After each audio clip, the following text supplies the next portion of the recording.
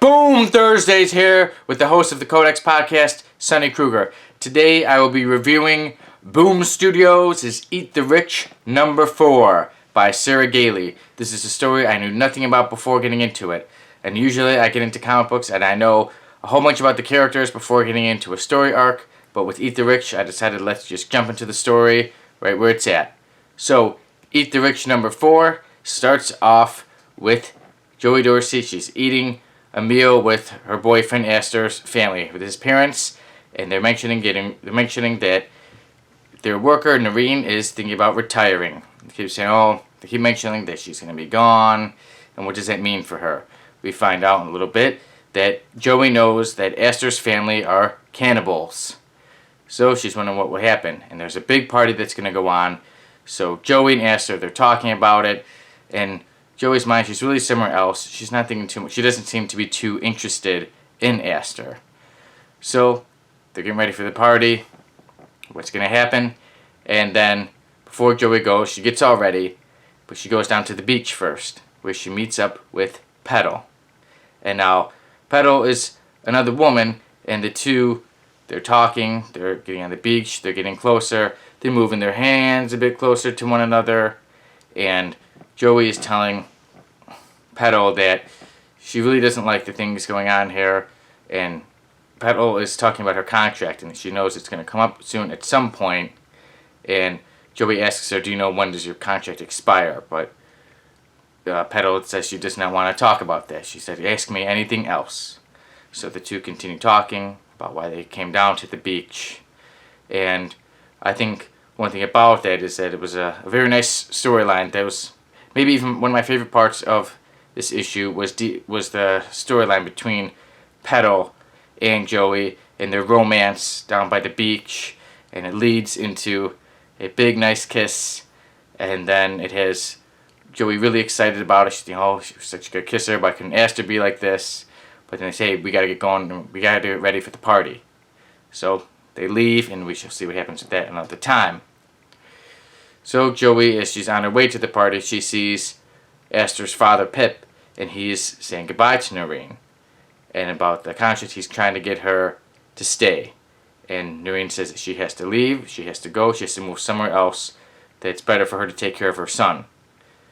And then that's when Pip pulls out a big old machete, and before he can kill her, Joey speaks out, she screams no, and she starts to tackle Pip and fight with him so that Narration can get away. And then, well, Pip knows now that Joey knows about them, and then the chase ensues, and he's chasing Joey. She decides, let me go to the party where everyone's at. She's like, is he really going to do this in front of everybody? So Joey's at the party, being chased by Pip. Pip still has the machete out, and Astor's there. He's getting ready. He feels very nervous. He's reaching in his pocket, and the comic leaves you with a big conclusion.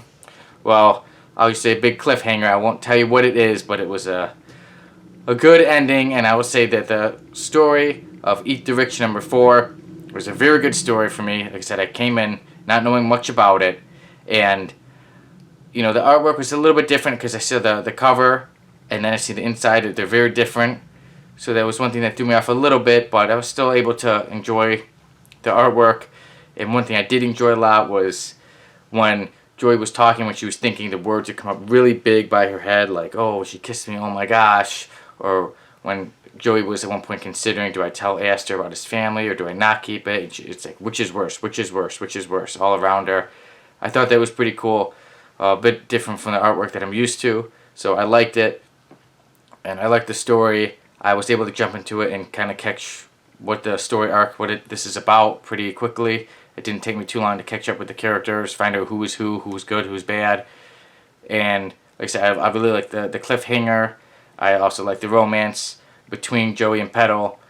And going off with this story, this is something I'm somebody who's used to reading comic books, Marvel or DC, things like that, with big superheroes and characters that I've known since I was a kid.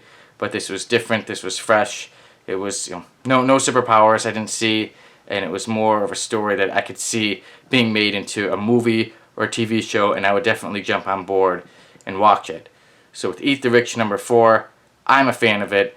I'm excited to learn a lot more about these characters. I'm excited to learn a lot more about the first 3 issues that I missed, and then after issue 4, I'm very excited to continue reading issue 5, and so on and so forth, to see what will happen with Joey, Astor, Pip, and all of these characters in the Eat the Rich story.